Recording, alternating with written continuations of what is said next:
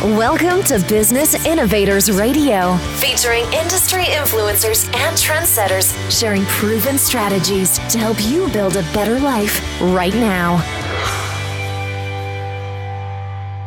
Hello, I'm Kerry L. Watt and welcome to the show. Now, I was reading recently in The Guardian newspaper that pitching story and article ideas to the media is super tough. And there are general rules that people need to follow.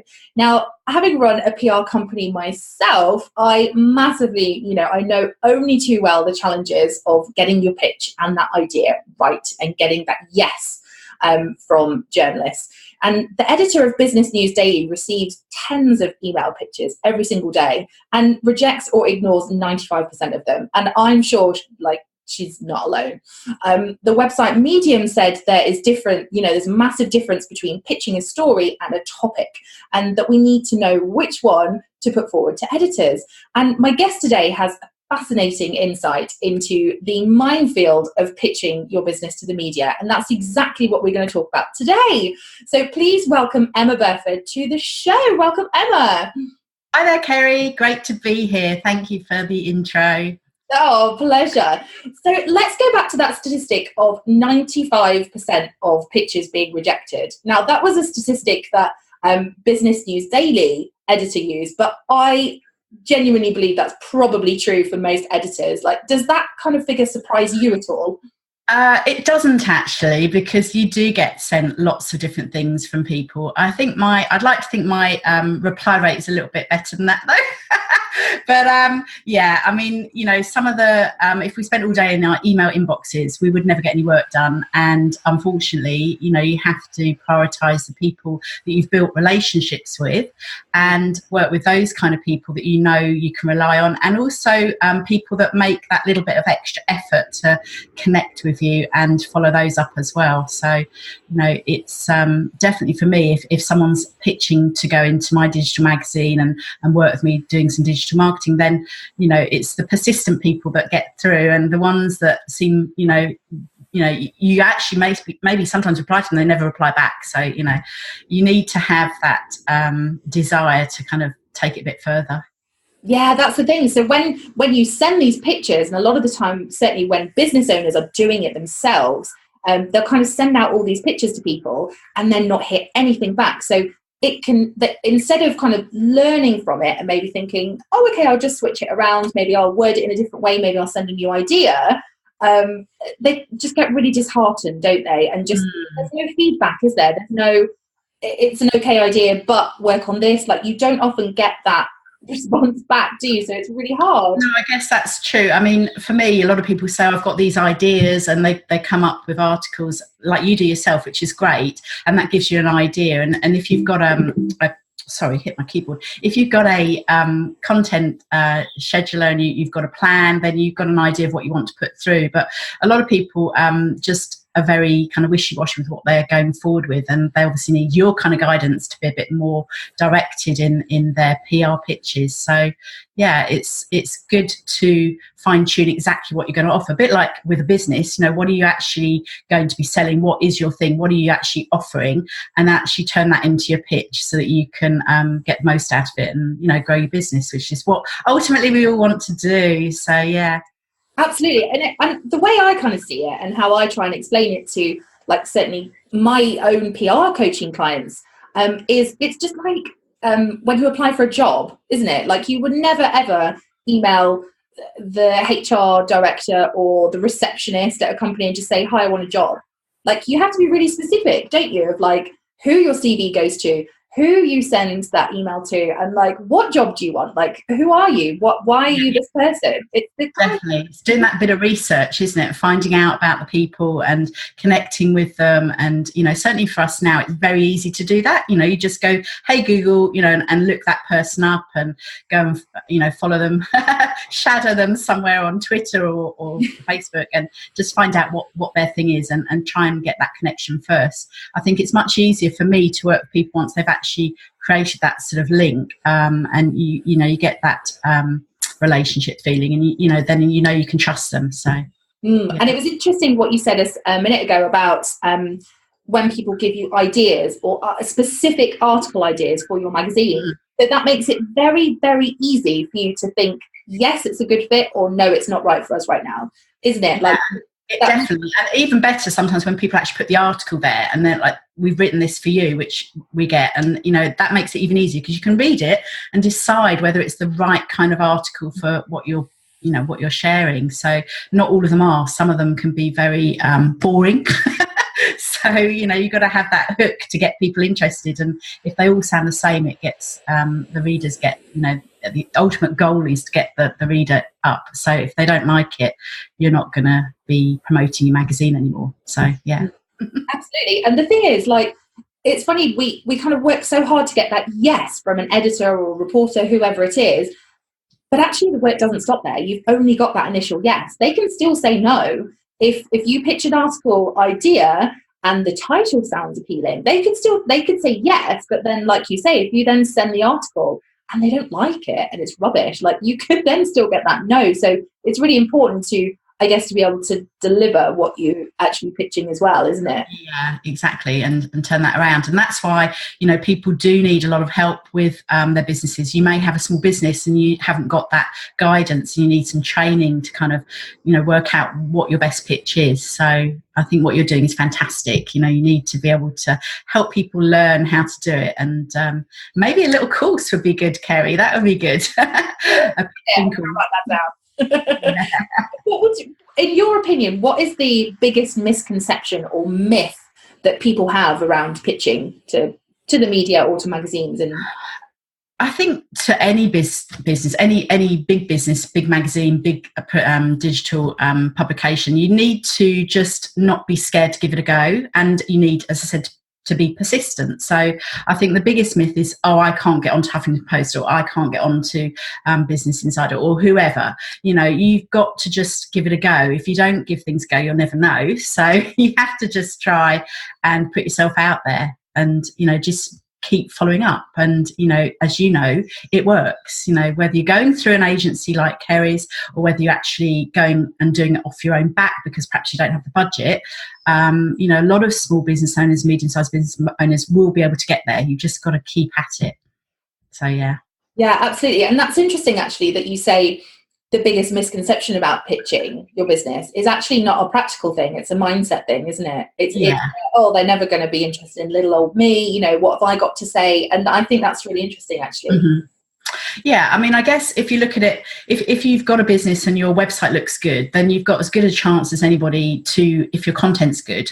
You've got to have good content, good images. If you're providing your own images, that sometimes lets things down, because obviously, you've got to give the whole package. It's got to be the whole thing ideally. But yeah, it is probably a misconception. I think people are just stuck in their own head, really, not wanting to be able to give it a go.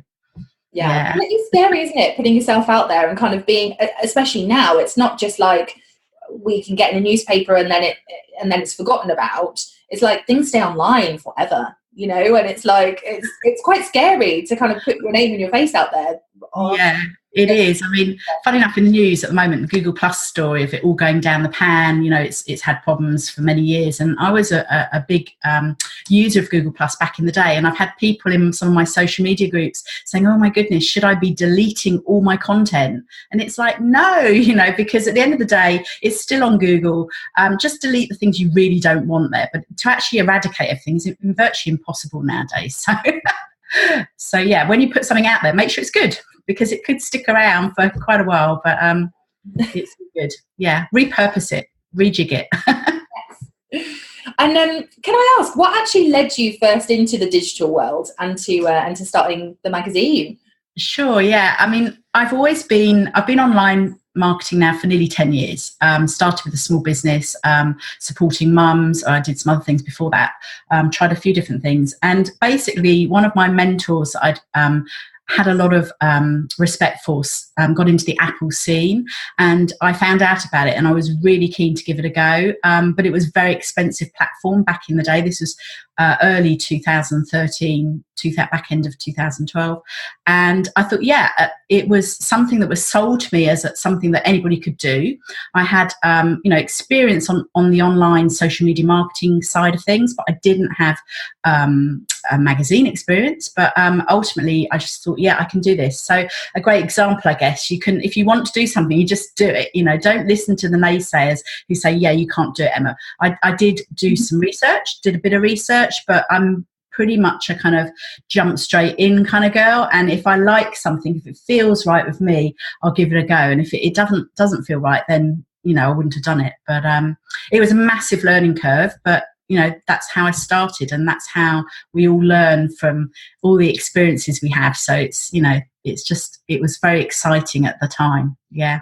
And I guess you kind of get that buzz as well from people who you then feature, because they will, be so happy that they're on the front cover of your magazine, or that they've got an article, because, it's a massive credibility boost for them as well to get published in, I mean, the magazine that I have was for up and coming people. So I could have, my mentor in 2011-12, I was actually being coached by Mari Smith, who's the big Facebook queen, and I did a year's coaching with her.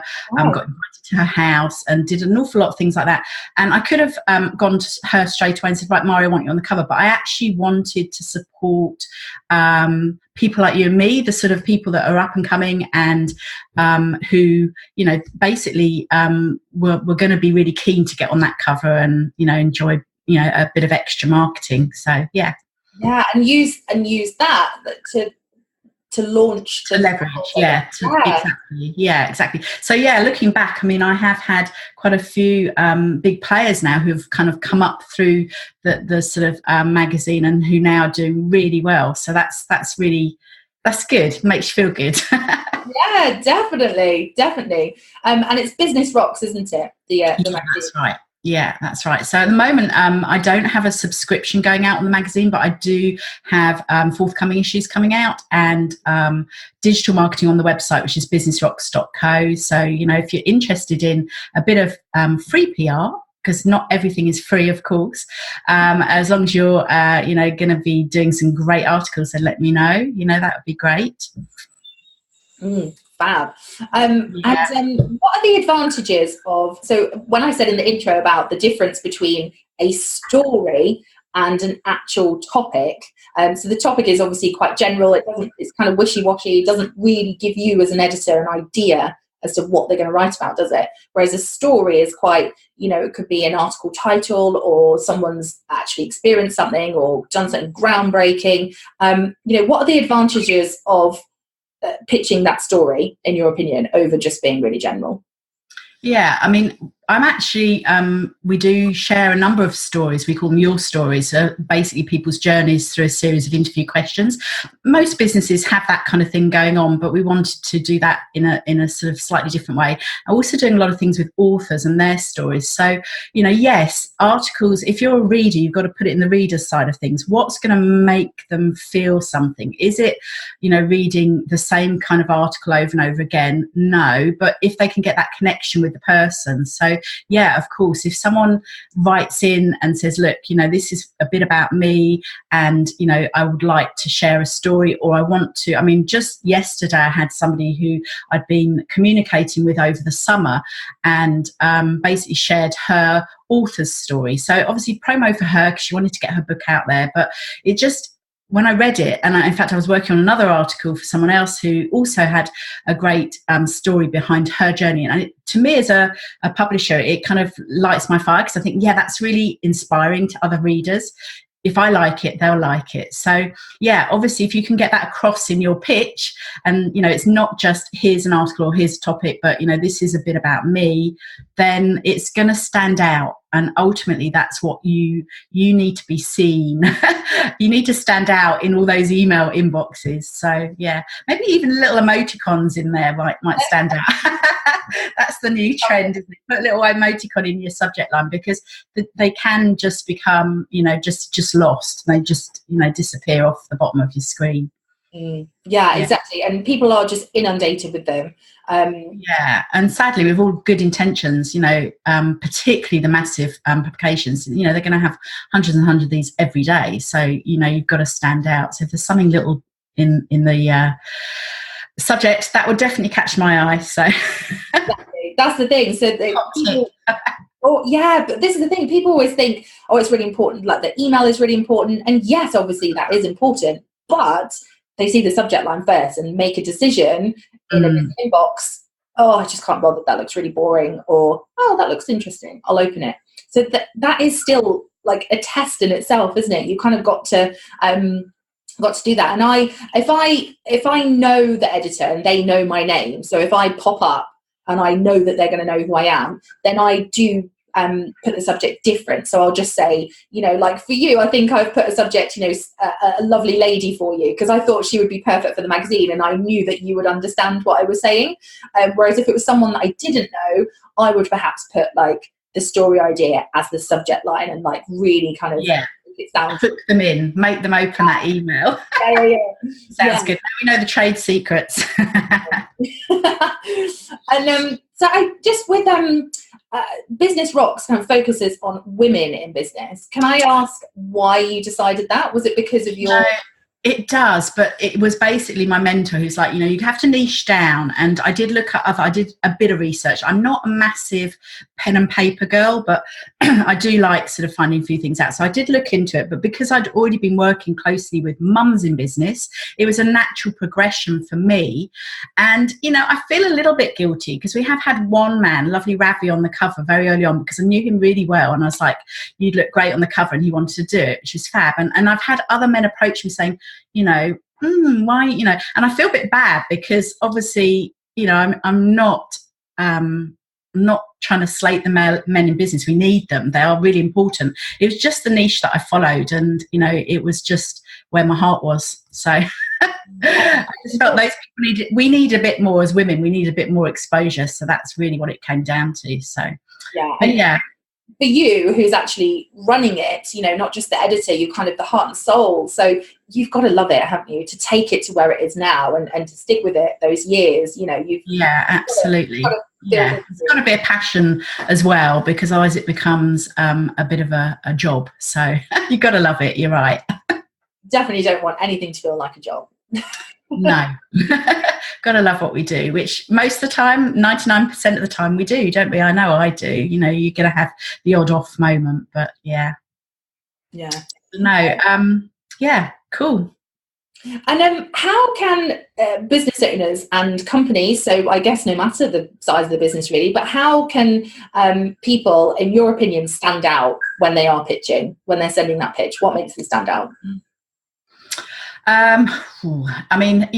Yes, subject line's going to help if they're going to get, to connect. But for me, it's just being natural, really, and not false, and not trying to, just being able to write well. I get a number of articles. Often they're just sent through, and they are really spammy, and they're like links here and links there, and and also very badly written sometimes. So. Over the years, I've got quite a good eye for things, and you kind of pick up on things instantly. You look at something, but you just get a feel for it, really. I think there's no magic recipe, really. It's just, as I said before, it's people being persistent, being likable, being able to build that relationship and taking it further. Now, that's not to say that, the screening process for someone like Huffington Post or some of the big magazines is going to probably be totally different, and, maybe... But at the end of the day, ultimately, the people that are picking it up aren't going to be the editors. They're going to be the under team. But, they're going to be people at the end. That's what we've got to remember, that they are, you are actually, when you're typing on your keyboard, it's actually someone real that picks it up and reads it. So it's got to kind of resonate with them.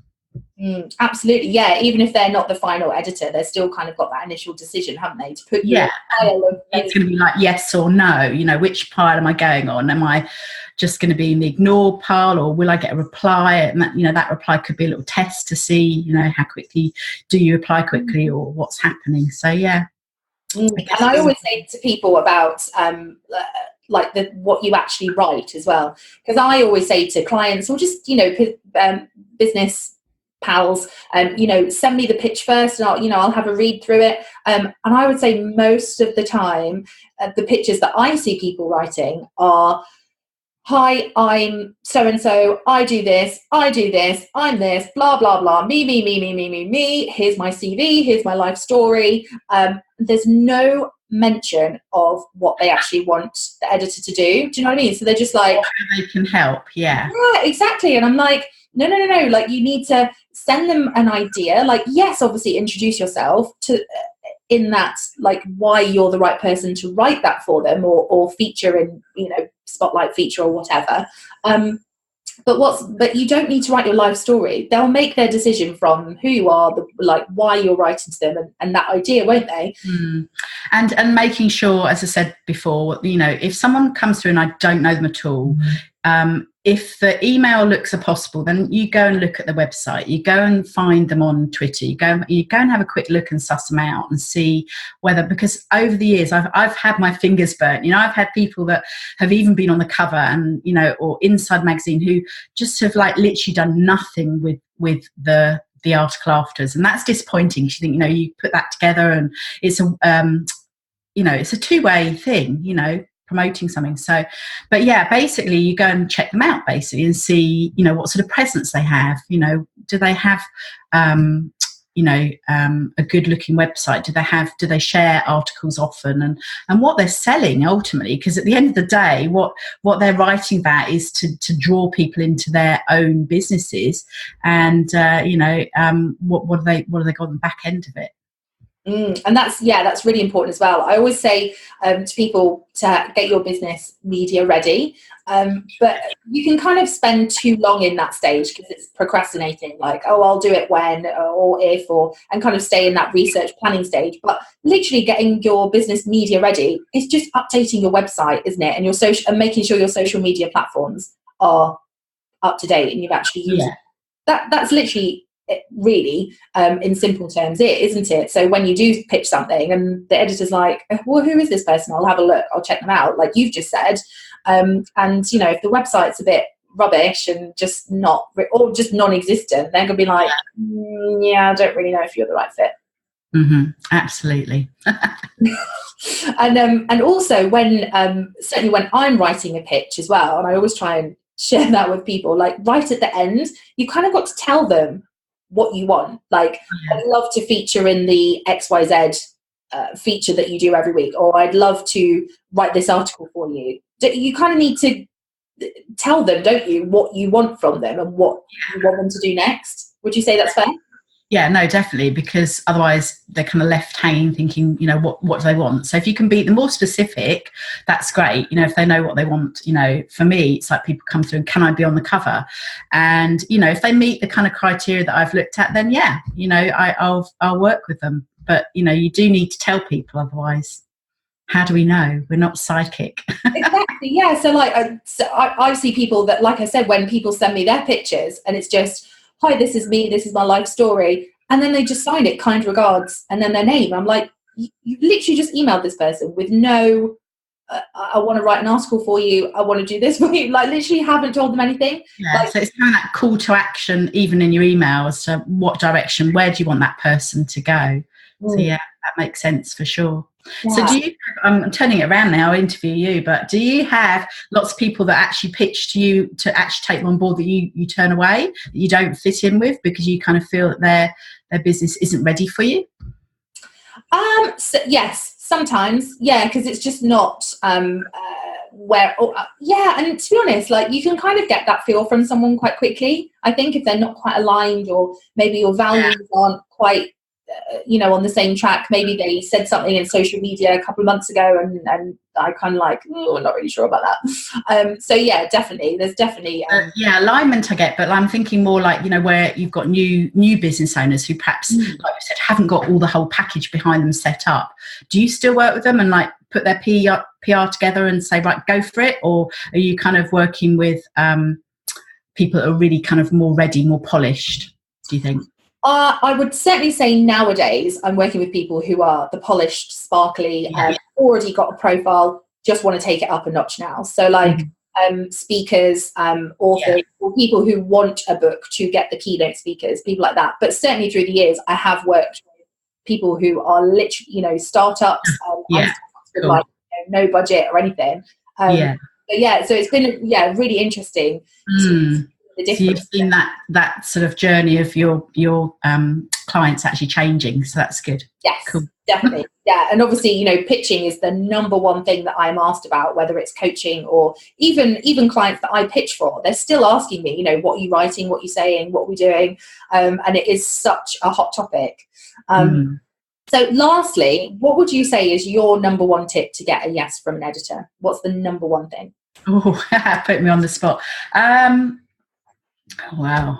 I think the number one thing would be really to build that relationship in my book, to make sure that you tailor your pitch to the right level for that publication or for that online guest post or whatever it may be, that you've done your research. So, just make sure you align what you're offering with people and think about, who's actually receiving it. So that's lots of tips there, really. Probably not number one, but yeah.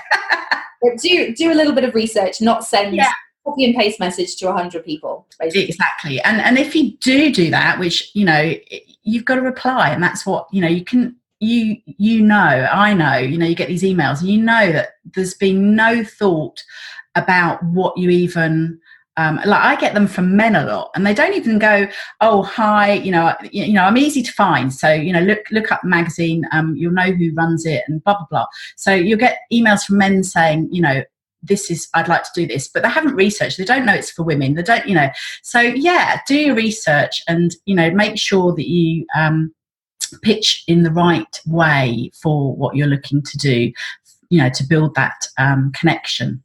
And that can literally only take a couple of minminutes, can't it? It's not 5 minutes, maybe 10 minutes. Put the timer on. I mean, I'm a great one of using my iPhone timer. So if you're time strapped, put a timer on for your little tasks that you do, and actually assign yourself a little bit of time to do it, and then you'll feel more confident. And as I say, ideally not the bulk pitches, but tune them into the right people and the right subjects for that publication. Thank you. Well, is there anything else that you think is really important for people to know that we haven't covered? People to know, well, no, but yeah, you can find me on Google if you want to look me up. I'd love to work with some other lovely ladies. I know Kerry, and I've got a number of PR people who put people across to me, which is great. Makes my life a lot easier if I've got people already coming through that have already been vetted by people like Kerry. So, but no, I mean, basically, good luck, I think, is the biggest message. Don't be scared, as we said at the beginning. Make sure that you give it a go and put those pitches through. If you need someone to do it for you, then obviously working with someone like Kerry at Rising Tide Media is going to be the way forward.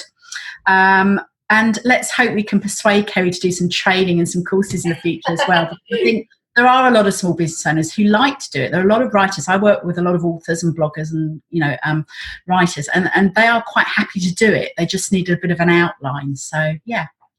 Thank you. Yeah, so thank you very much for interviewing me, Kerry. I've really enjoyed it, and look forward to hearing this up on the Business Innovators Radio Network. Yeah, and how can someone who wants to find out more find out about Emma Burford and how you can help as well? Well, find out about me. Yeah, just Google me and I'll definitely come up for sure. Might be good, might not be, but yeah, hopefully you'll find me. But yeah, if you want to connect further, then do find me on Facebook or Twitter, Business Rocks Women, and businessrocks.co is the website. So yeah, come and find me and send me a message, and I'm sure I'll get back to you. Thank you so much. Well, thank you so much, Emma, for being here with me. And thank you for listening, everybody. And we shall speak to you again soon. Bye for now. Bye. Thanks for listening to Business Innovators Radio. To hear all episodes featuring leading industry influencers and trendsetters, visit us online at businessinnovatorsradio.com today.